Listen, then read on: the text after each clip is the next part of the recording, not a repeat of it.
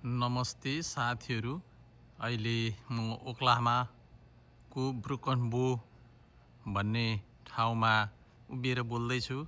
यो चारैतिर जङ्गलै जङ्गलले घेरिएको ठाउँ रहेको छ।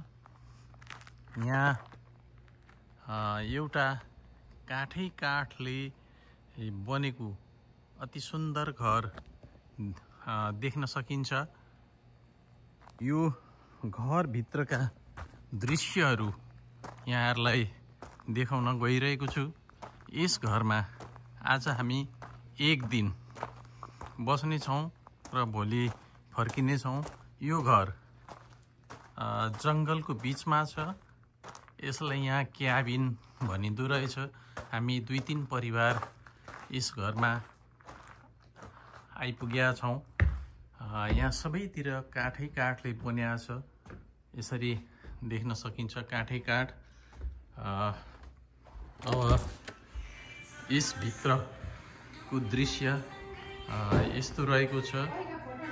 यहाँ यसरी देख्न सकिन्छ यो सबै काठै काठले बनेको घर रहेको छ। विभिन्न बेडरुमहरू रहेको छ। यहाँको यो बेडरुम यस्तो रहेको छ। त्यस्तै गरी वासरुमहरू यसरी रहेको छ। यो घरभित्रको दृश्य यहाँहरूलाई देखाइरहेको छु। स्नोकर पनि रहेको छ। यसरी भित्र बस्ने ठाउँ, त्यस्तै बेडरुम, यतापट्टि बस्ने ठाउँ, त्यस्तै गरी माथि यो घरको माथि यो सिँढीबाट यो सिँढी यहाँ देख्न सक्नुहुन्छ। यो सबै काठै काठले बनेको छ। यो सिँढीबाट हामी माथि जान सक्छौँ। माथि गएर पनि यो घरको दृश्य हेर्न सकिन्छ। यहाँ माथितिर यो सबै काठै काठले बनेको घर छ। यहाँ यसरी यता एउटा बेडरुम देख्न सकिन्छ। यहाँ बाथरुम छ।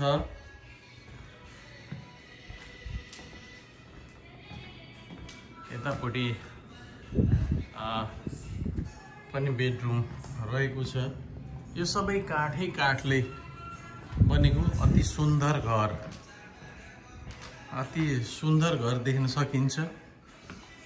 यो सिँढी तल झर्ने यो पनि काठैबाट बनेको छ।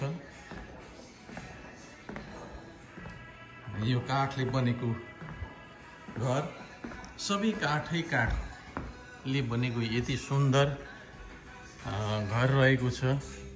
यहाँ यसरी देख्न सकिन्छ। यो किचन रहेको छ। यतापट्टि मेसिनहरू देख्न सकिन्छ।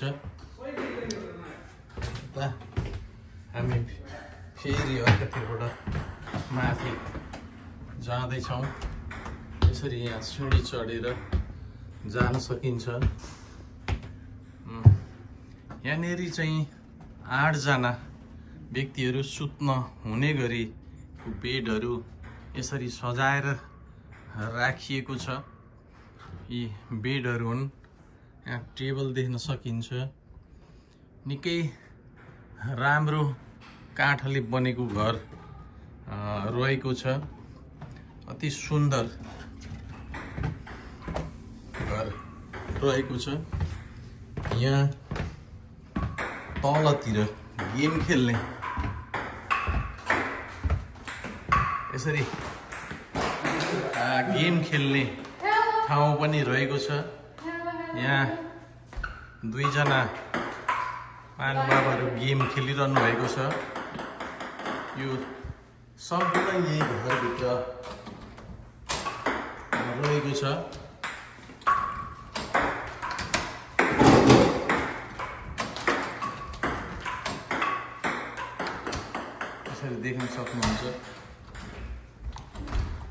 त्यो छैन होला बाबा ए बाहिर जाने हो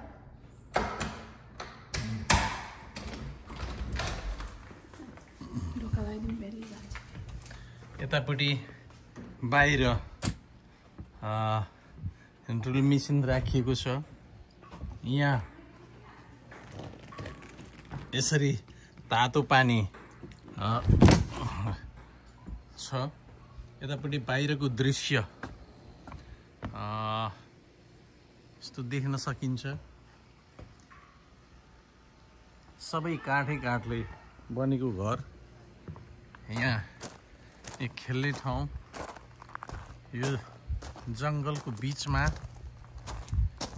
रहेको छ यता पोखरी यहाँ पोखरी पनि रहेको छ जहाँ स्विमिङ गर्न सकिन्छ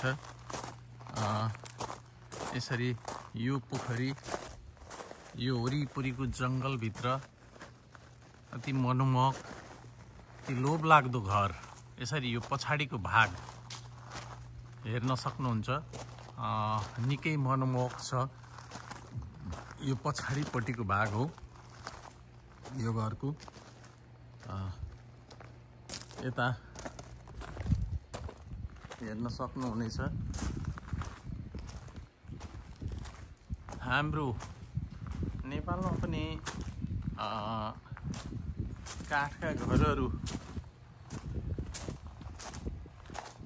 पहिला हाम्रो पनि काठको घरहरू थिए आजभोलि नेपालमा काठका घरहरू चाहिँ हराएर गइरहेको छ तर यहाँ भने यति ठुलो घर काठले बनेको घर छ यो जङ्गलैभरि यस प्रकारका घरहरू देख्न सकिन्छ